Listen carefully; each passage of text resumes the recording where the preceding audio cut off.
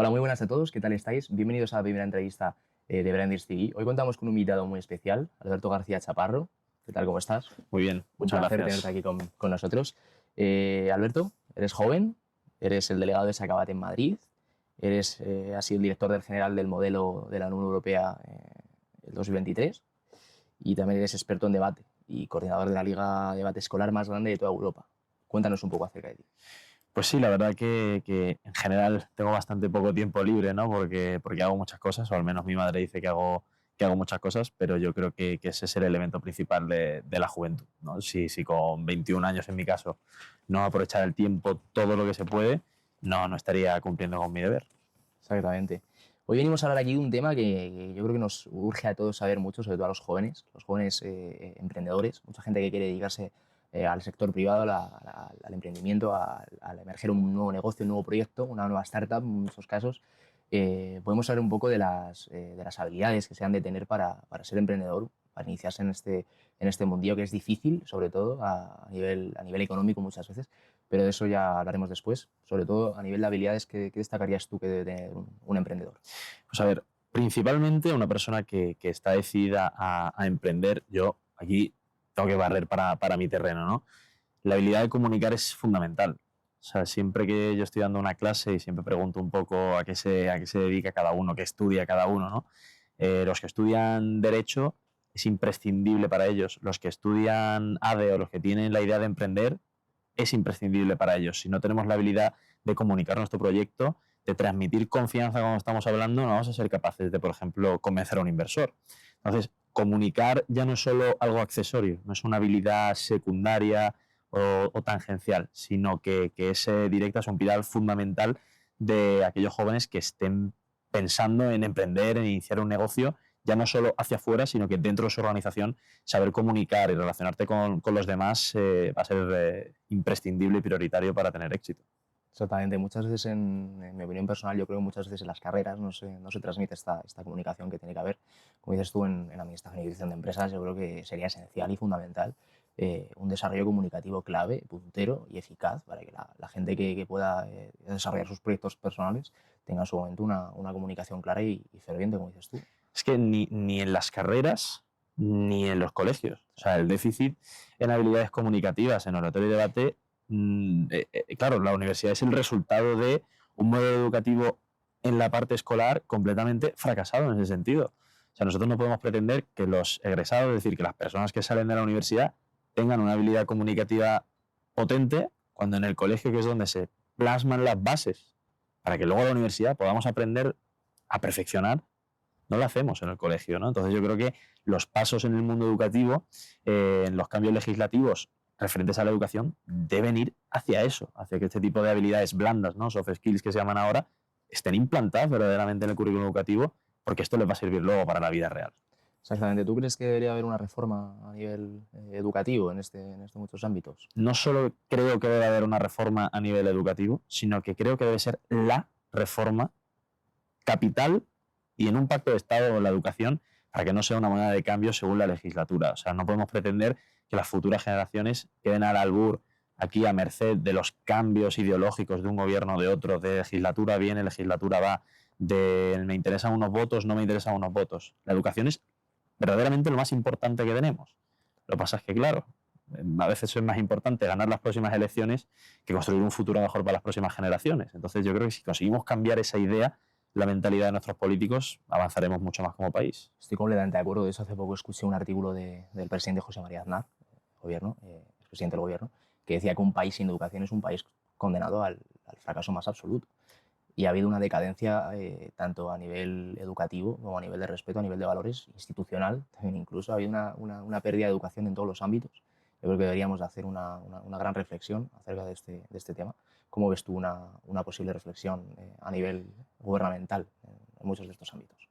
España institucionalmente está atravesando la mayor crisis de su historia reciente. O sea, nosotros como sociedad no debemos aceptar que instituciones como el Tribunal Constitucional se dude de su independencia. O sea, si yo que estudio Derecho, yo cuando entré a estudiar Derecho en el 2020, ¿no? Y te explicaban muchas cosas, te explicaban el estado de alarma, todas esas cosas, ¿sabes? Te explicaban la sentencia de que el estado de alarma, el primero, había sido inconstitucional. Y el profesor te decía, Dios mío, yo esto no lo Sí. explicaba antes porque esto no se sabía, no sabíamos que esto podía ocurrir. Fíjate que luego se aprueba un estado de alarma con la época del COVID y resulta que es inconstitucional. Ahora, el Tribunal Constitucional, todo el mundo sabe que está controlado por determinada ideología.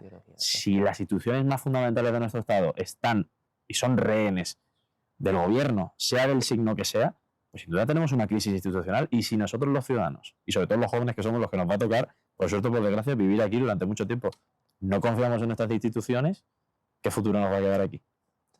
Completamente de acuerdo, Alberto. La verdad que esto tiene que ver mucho con el tema que hablamos en el ámbito de emprendedores.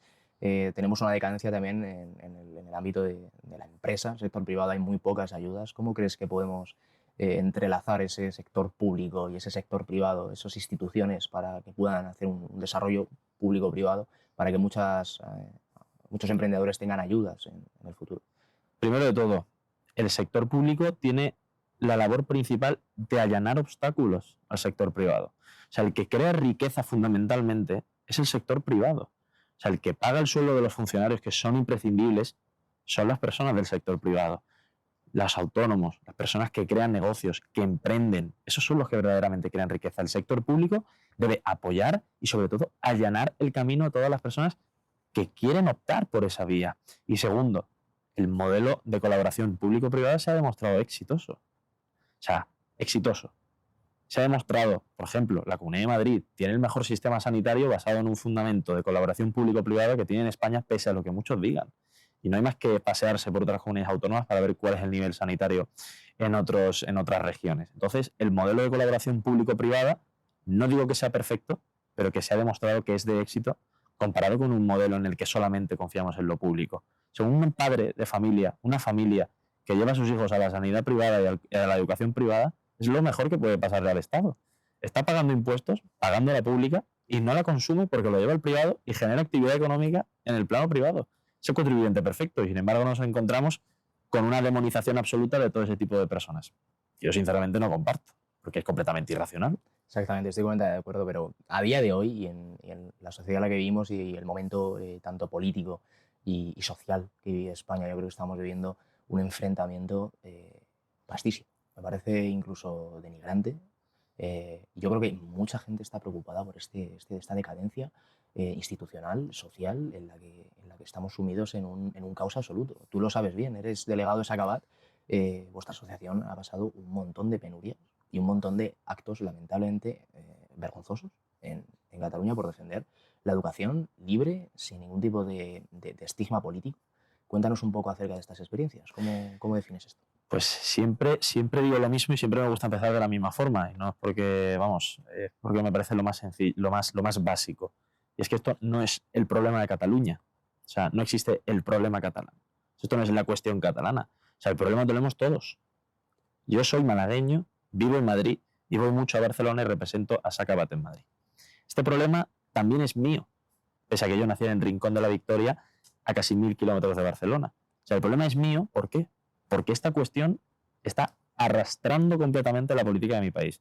Nos está impidiendo avanzar hacia lo que verdaderamente importa al conjunto de la ciudadanía. Nos está impidiendo que nos centremos en lo que verdaderamente le interesa a la gente. O sea, el cáncer del nacionalismo secesionista catalán y vasco, sin duda, impide que España pueda desarrollarse como nación moderna, próspera y llena de oportunidades.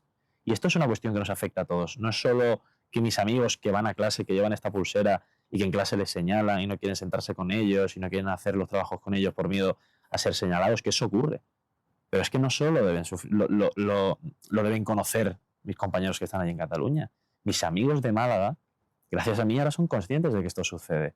Entonces, lo primero es ser consciente. Lo segundo, entender que es responsabilidad de todos. Y lo tercero es actuar.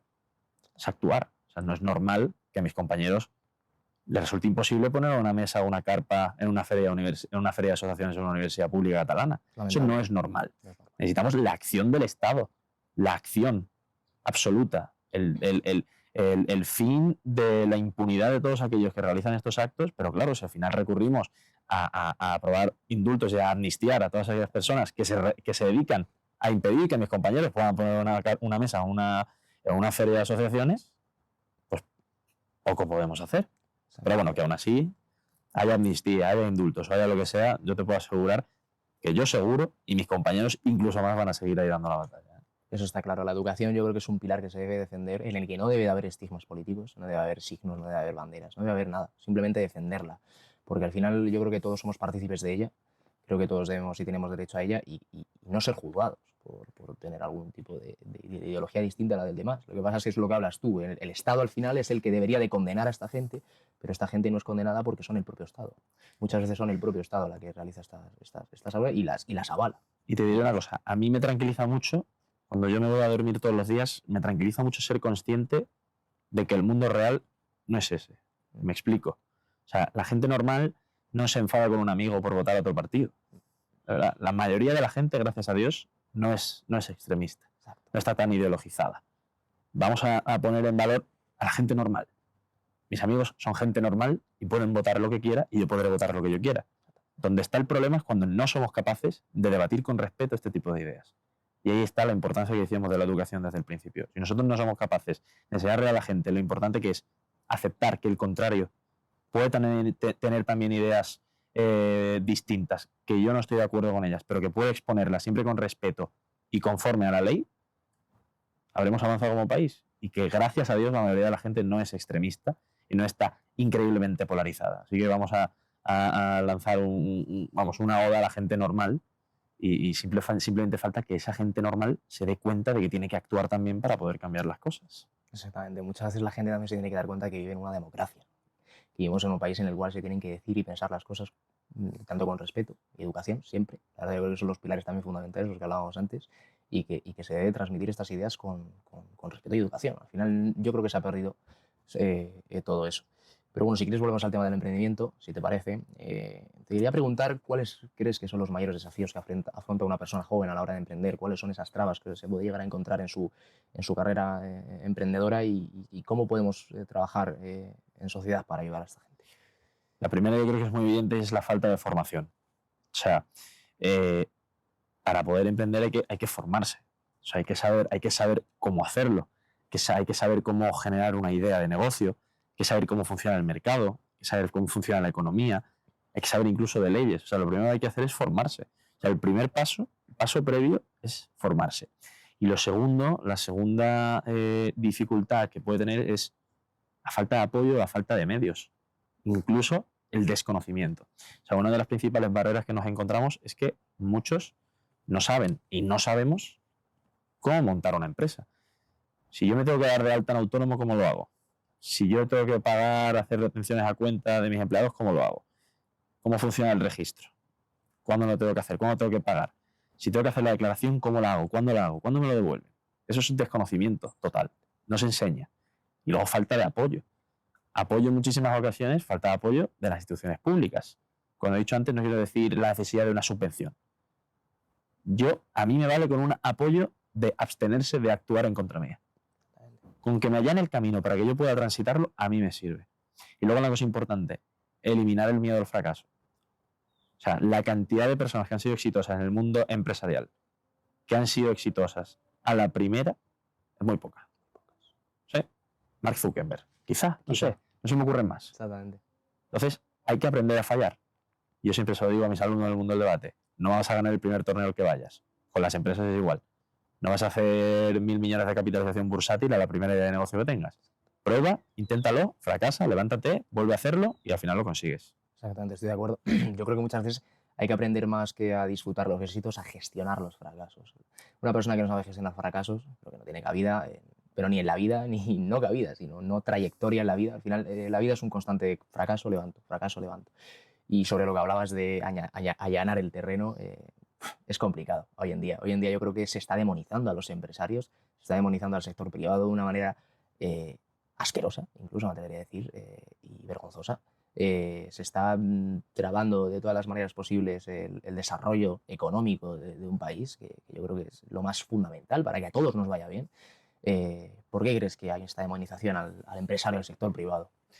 Porque la forma de entender la vida en general ha sido impuesta por la izquierda. O sea, la izquierda en ese sentido ha ganado la batalla. Pero ha ganado la batalla por omisión del contrario. O sea, en el momento en el que el PSOE State of Mind está impuesto vigente de forma casi absoluta, incluso en nuestra generación, pues tenemos un problema. O sea, si aquí el malo es el empresario que está pagando un salario a una persona porque está explotándola, pero si luego no somos conscientes de que ese empresario, para que le llegue el sueldo a esa persona, tiene que estar pagando cotizaciones sociales, tiene que estar pagando seguros, tiene que estar pagando muchas otras cosas que el empleado no sabe. O sea, si nosotros nos demonizamos a esas personas porque se ha instalado la idea de el PSOE State of Mind, que yo creo que es como la frase perfecta que lo engloba todo, o sea, la forma de entender, vamos a ser buenistas en todo, siempre hay que ayudar, y yo estoy a favor de ayudar, pero hay que ayudar a que la gente pueda actuar en libertad. Y el dinero donde mejor está es en el bolsillo del ciudadano. Y si usted quiere que yo sea verdaderamente libre, déjame elegir. Eso es. Y yo elegiré según lo que yo quiera, según mis intereses y según la forma en la que yo quiera diseñar mi vida, ¿no? Entonces, si nosotros no somos capaces de atacar culturalmente ese discurso de la izquierda, de la demonización del que verdaderamente crea riqueza, seguiremos teniendo un problema muy serio como país. En Estados Unidos esto lo tienen muy claro, ¿eh? Seguro. Estados Unidos funciona de una manera muy distinta. Muchas veces también la gente, es lo que decías tú, tiene un problema a la hora de la formación. La formación a la hora de conocer cómo formar una empresa, cómo desarrollar un modelo de negocio. Es lo que hablábamos antes. Yo creo que en las instituciones, en los colegios, en la educación, no se está dando una perspectiva clara en este aspecto. ¿Cómo crees que se podría mejorar esto? ¿Con qué medios? Hoy en día, si hay algo que tenemos a nuestra disposición, son medios. O sea, ahora mismo, con un teléfono móvil, yo puedo conectarme con el mundo entero. Entonces, medios y oportunidades existen. Lo que hay que tener es voluntad para aplicarlos, voluntad para implementarlos. ¿Eso qué quiere decir? Una persona no puede pasar bachillerato sin tener una mínima cultura financiera. O sea, a mí economía me parece básico. A mí que te enseñen en el colegio a cómo funciona el mercado, cómo funciona la oferta y la demanda para absolutamente todos, me parece esencial. O sea, a ti que te enseñen un mínimo de cultura financiera, no me parece algo accesorio. No, es que todo el mundo va a tener una cuenta en el banco. Exactamente. Todo el mundo tiene que saber, oye, que hay que gastar menos de lo que uno ingresa. Es que no todos somos el Estado y podemos aquí ir al mercado internacional, endeudarme hasta el infinito y más allá porque lo pagarán mis nietos. Es que eso no funciona así. Entonces, las personas normales tenemos que formarnos en ese sentido y es la responsabilidad del Estado. O sea, es el Estado, a través de la educación, el que tiene que enseñar a la ciudadanía una cultura financiera básica para luego poder desarrollarse en libertad. Pero muy sencillo, no interesa. Cuanto menos sepa la gente, más fácil será controlarla. Cuanto menos sepa la gente que tener dinero, que tener recursos, significa tener libertad y oportunidad, mucho más sencillo será controlarla y, por supuesto, luego que te voten. Y así tenemos luego los resultados que tenemos. Exactamente, no, completamente de acuerdo. Además, es evidente que hay una poca cultura de la formación en ese aspecto. Yo creo que es básico. En los colegios se tiene que enseñar economía básica, aunque sea la forma de administrar una casa, una familia. Es que es algo básico, es algo que nos va a ayudar a todos en el futuro. Son principios, yo creo que fundamentales a la hora de desarrollarse a nivel personal, sobre todo, porque es un desarrollo a nivel personal. Te quería preguntar acerca también lo hemos tocado antes también, el tema del fracaso. Hay mucha gente que tiene miedo a asumir riesgos y muchos se preguntan el por qué debo asumir estos riesgos, con qué fin y con qué beneficio. Mucha gente que tiene ese miedo, muchos jóvenes que no saben cómo lanzarse al mercado, cómo empezar a coger perspectivas y puntos de interés, puntos de referencia. ¿Cómo podemos hacer un poquito para que estos jóvenes tengan esa perspectiva amplia y puedan sentirse seguros en un entorno seguro? Porque al final se ve el mundo financiero como algo muy elitista, muy alejado de la realidad, pero yo creo que es muy distinto. Yo creo que el mundo financiero es algo que nos engloba a todos, porque todos en parte estamos dentro de ese mundo. Entonces, ¿cómo podemos hacer esto? Pues mira, yo creo aquí, vamos, tampoco poniéndome aquí excesivamente filosófico, porque yo no soy filósofo y tampoco hater de las redes sociales en absoluto, ¿no? Me parecen una herramienta interesante. Por Pero yo supuesto. creo que aquí las redes sociales tienen parte de culpa. Y me explico. Cuando, por ejemplo, vemos determinadas personas que siempre nos explican y nos suben en las redes sociales los éxitos que han tenido, muy poco se centran en los fracasos. O sea, muy poco nos enseñan el proceso para llegar a ser exitosos, sino que simplemente nos enseñan el resultado. Soy exitoso. Y eso está bien, porque demostramos que podemos ser exitosos, pero no muestran las veces que se han caído por el camino. Exactamente. Entonces, si nosotros todo lo que nos focalizamos es en el éxito, en el éxito, en el éxito, oye, y a todos nos gusta ganar. Yo cuando voy a un torneo de debate, me gusta ganar. Cuando llevo a mis alumnos a un torneo de debate, quiero que ganen. Y el éxito es importante. Pero ahí es lo que decíamos antes. O sea, si ahora mismo el único input que recibimos es el éxito, la victoria, el ganar, el tal, el si no gano, no. Oye, el resultado, como suele decirse, la victoria, el resultado no es exigible. Lo que es exigible es el esfuerzo. ¿Vale? Y justo el otro día lo vi en TikTok, en una charla de Víctor Coopers. Lo exigible es el esfuerzo, y es cierto. O sea, yo no puedo exigirme a mí mismo un resultado porque no depende de mí al 100%. Lo que sí es exigible es que yo me esfuerce para conseguirlo. Si esa mentalidad, si esa idea no termina de calar, una persona no será capaz de gestionar su vida de una forma suficientemente buena como para ser exitoso en el mundo empresarial y también en el mundo En el personal. mundo personal. En Obviamente, de general, en acuerdo. todo. Exactamente. Yo siempre lo digo que es cuestión de lo que uno está dispuesto a sacrificar, el nivel de esfuerzo que uno está dispuesto a implementar y con la clave de tener las ideas muy claras, un enfoque bien claro acerca de tus proyectos y propósitos personales. Y es lo que dices tú, no solamente es a nivel laboral, es a nivel laboral, profesional, es a nivel personal, incluso también de realización personal, de que eres capaz de hacer ciertas cosas. Te iba a preguntar también acerca de la degeneración tan grande que se ha venido viniendo en estos tiempos, acerca de las redes sociales. Es lo que hablabas tú. Muchas veces en redes sociales vemos a chicos que nos venden muchas cosas que realmente no son la realidad. Quiero que me cuentes un poco la opinión que tienes acerca de esto, porque a mí incluso me parece gracioso. Mucha gente que sale en redes sociales presumiendo de un montón de cosas que, bueno, que al fin y al cabo le venden y le lavan el cerebro a muchos chicos pensando que ese mundillo es fácil o accesible o fácil de llegar y al final terminan subiendo o cayendo en estafas o en cosas que son dinero fácil y a la larga un gran problema, ya que el dinero fácil al final siempre es más riesgoso, hay mucho riesgo. Yo creo que vamos, la frase que tiene que quedar clara es las redes sociales son una ficción. Son una ficción. O sea, yo cuando subo una foto a mi Instagram, subo la foto en la que mejor salgo. Si subo un discurso, subo la mejor parte del discurso. Es más, los clips que vas a seleccionar de aquí son los mejores clips de todos los minutos que vamos a hablar. Las redes sociales son una ficción, son esa punta del iceberg. Eso es lo primero, es que hay que ser consciente de la realidad. Si nosotros no somos conscientes de que solamente vemos una parte minuciosamente seleccionada para gustarnos, no vamos a ser conscientes de que el mundo es muchísimo más amplio. Pero ahora bien, las redes sociales tienen muchas cosas malas, pero a mí me siguen pareciendo una oportunidad brillante. O sea, si yo pongo en una balanza lo bueno y lo malo, yo creo que pesa muchísimo más lo bueno.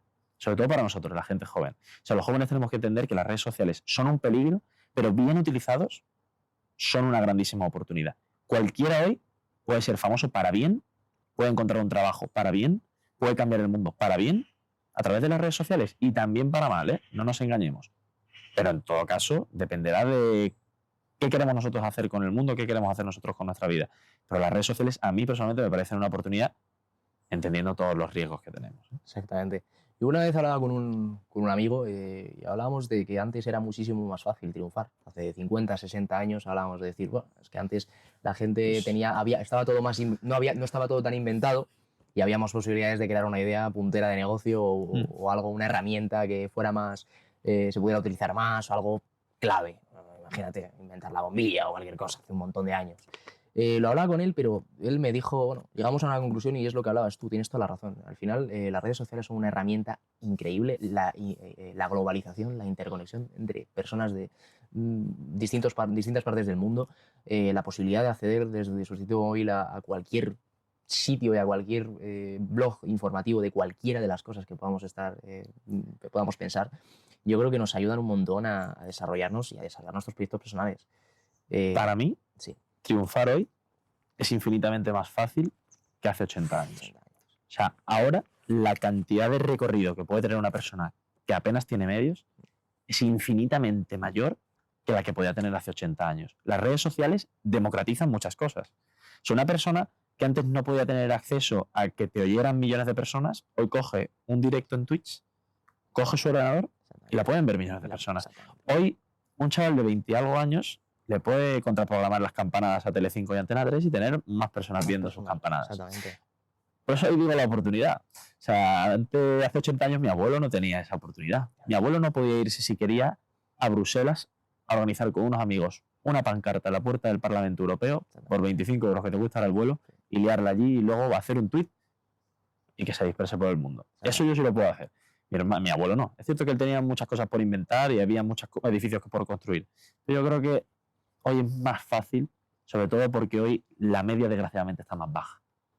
Y el que es bueno destaca mucho. Completamente de acuerdo. Lo que hacer es pues, ser bueno. Ser bueno, claro, Y al final destacar un poco de la gran mayoría y lograr eso, ese clic que haga la gente. Oh, pues esta persona resalta más sobre la gran mayoría, que eso es lo que le cuesta a mucha gente. Total. A nivel personal, tú, con 21 años que tienes, tu trayectoria, ¿cómo ha sido? Cuéntanos un poco tu desarrollo en tu trayectoria profesional y las dificultades con las que te has visto atravesando. Pues yo siempre he tenido claro que quería dedicarme al mundo de la docencia, al mundo de la comunicación. Ya desde muy pequeño en el colegio entré en el mundo del debate y el mundo del debate, por eso yo soy un gran enamorado del mundo del debate y ahora me dedico a la docencia del mundo del debate, ¿no?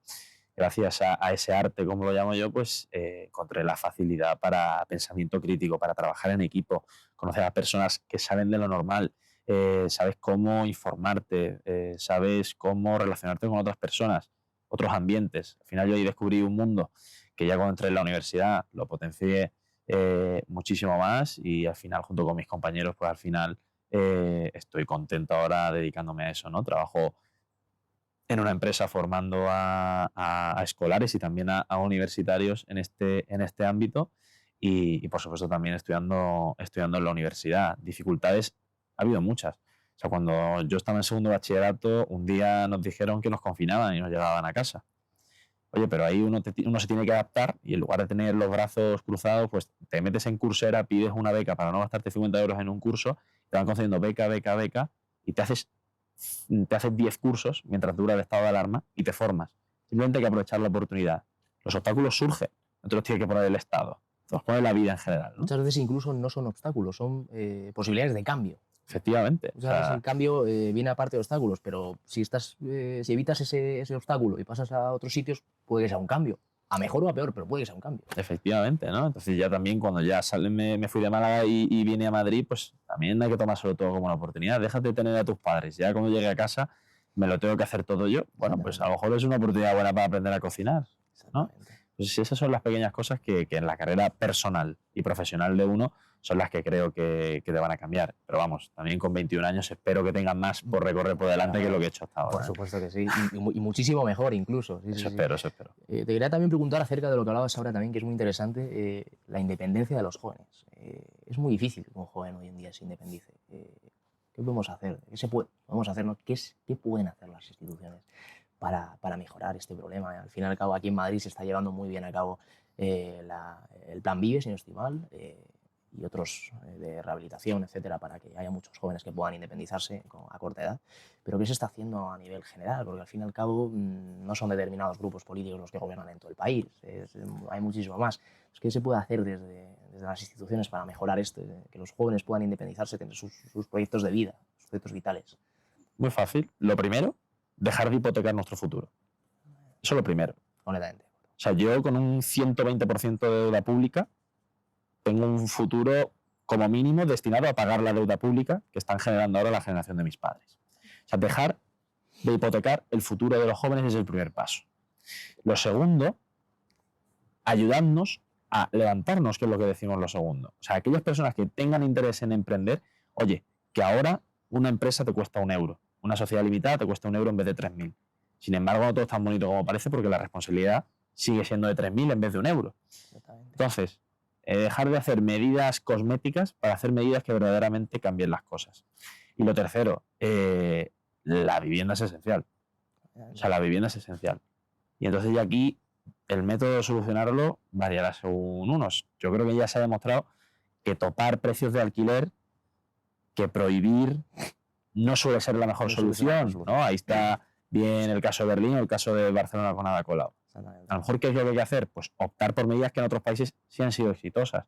Vamos a liberalizar el suelo, vamos a permitir que se genere actividad económica, que ese suelo que no lo estamos edificando se edifique y no tener parado operaciones inmobiliarias gigantescas que dan empleo, que dan vivienda y que bajarían el precio porque aumentarían la oferta en Madrid, por ejemplo, parado durante 15 años por cuestiones políticas. Al final la economía yo siempre pienso que es como un gran engranaje. Es un gran engranaje que hay que ir hidratando con aceite.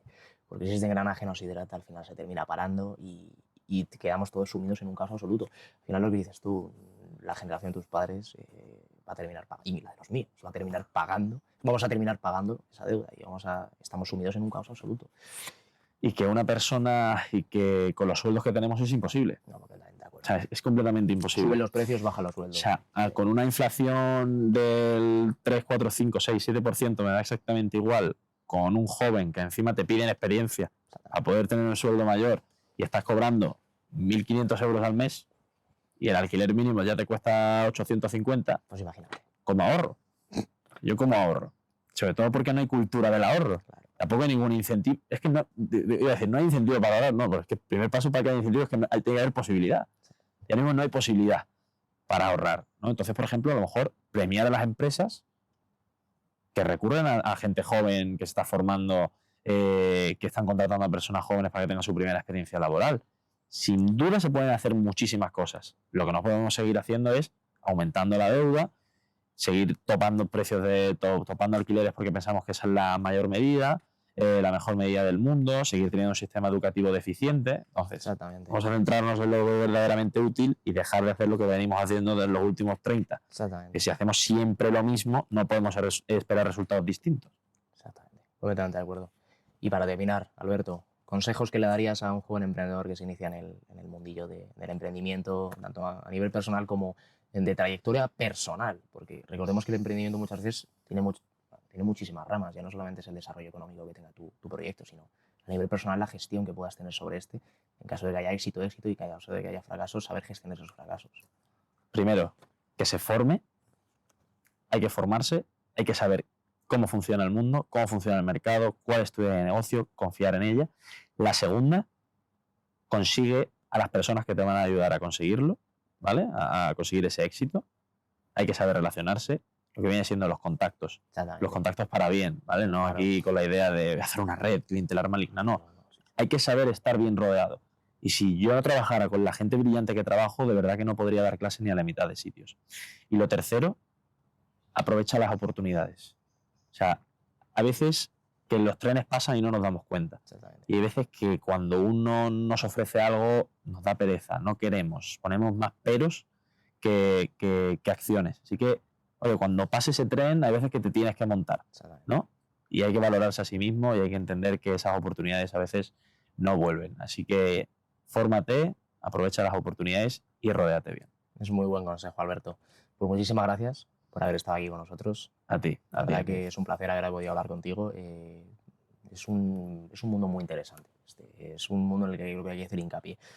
Al final los emprendedores son empresarios y los empresarios son esenciales en un país. Un país sin empresarios es un país condenado al fracaso a nivel económico y social y en todos sus ámbitos. Yo creo que tenemos que hacer una retrospectiva. Yo creo que las instituciones y los partidos políticos se tienen que dar cuenta de que esto es algo importante. Sí que es verdad que hay muchos que lo defienden, otros que no. Y yo creo que nos tenemos que dar cuenta de esto. Te agradezco otra vez que hayas estado aquí con nosotros. Ha sido un placer. Nada que agradecer. Muchísima suerte. Y espero que te vaya muy bien. Muchas gracias.